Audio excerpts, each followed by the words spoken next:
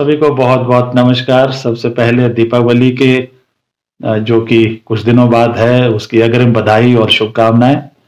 और मैं भगवान से प्रार्थना करता हूं कि जल्दी ही हमारे आदरणीय मुख्यमंत्री श्री सुखविंदर सुक्खू जी स्वस्थ होकर हमारे बीच में लौटें। और दीपावली का मौका है और इसलिए कुछ एक मुद्दों पर जरूरी है कि आपसे बात की जाए। और जैसा कि देखा गया है पिछले सालों में भी, पिछले सरकारों के समय में, कि हर साल चाहे वो कर्मचारी वर्ग हो, पेंशनर्स हों, चाहे महिला वर्ग हों, तो कुछ ना कुछ राहत जो है प्रदेश सरकार द्वारा, केंद्र सरकार द्वारा जो है वो लोगों को दी जाती है। एक तोहफा दिया जाता है दीपावली का, जिसका कि लोगों को बहुत बड़ा इंतजार रहता है। और खास करके जबकि हिमाचल वो जो है अभी जो एक बहुत बड़ी मानसून में आपदा आई थी उससे उबर रहा है। अगले 2-3 दिनों में 800 करोड़ का एक और ऋण लेने जा रही है।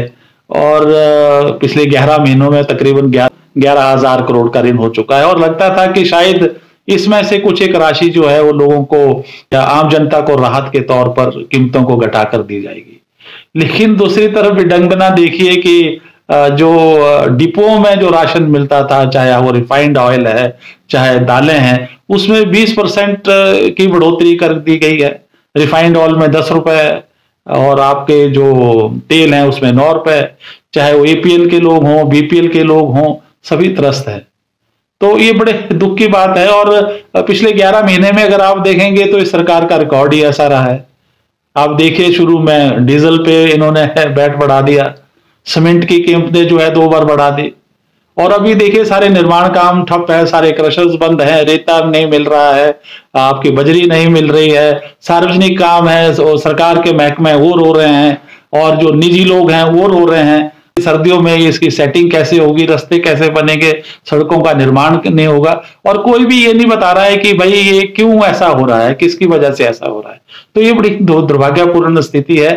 और आप देखिए पिछले 11 महीनों में जो हाल हमारे पर्यटन का हुआ है सड़कों की वजह से और जो गलत नीतियों की वजह से। अब देखिए, पहले जो बाहर की गाड़ियों थी, जब उनको आने का समय था, चाहे वो दशहरे का समय है, अब दिवाली का समय है, अभी आपके क्रिसमस हॉलीडेज आने वाली हैं, अभी आपका न्यू ईयर आने वाला है, जो टूरिस्ट हैं वो होटलों से जो अपनी बुकिंग है वो कैंसिल करा रहे हैं। चाहे वो शिमला हो, चाहे धर्मशाला हो, डलहौजी हो, मनाली हो, या दूसरा कोई पर्यटन स्थल है।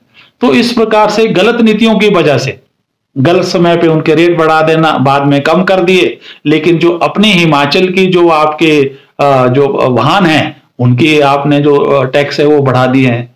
तो ये समझ से परे है कि, और दूसरी तरफ हम कहते हैं कि लोग आज बेकार बैठे हैं, ढाबे सारे बंद हैं, निर्माण कार्य आपके सारे बंद हैं, पर्यटन के क्षेत्रों में कोई बाहर से जो लोग हैं वो आ नहीं रहा है। तो ये बहुत दुर्भाग्यपूर्ण है। किस तरह हमारे युवाओं को रोजगार मिलेगा, आम जनता को रोजगार मिलेगा, ये समझ से परे की बात है।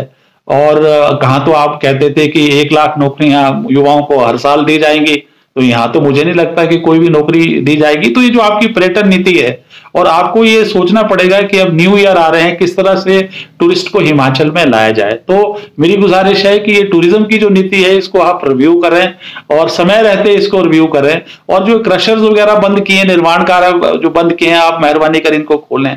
और जो ये महंगाई आपने इतनी ज्यादा बढ़ा दी है और इसमें लोगों को राहत दी। और हाल ही में अभी देखिए, आप केंद्र ने 2 दिन पहले आपको 600 करोड़ से भी ज्यादा जो है, जो आपका टैक्स का पैसा बनता था, वो दे दी है। तो उसमें से कुछ एक राहत जो है दीपावली पे आप दे दीजिए, या जो आपका 1,000 करोड़ 800, उसमें से लोगों को राहत दे दीजिए। मोदी जी ने आप देखिए 3 साल पिछले जो है 5 किलो राशन लोगों को फ्री दिया।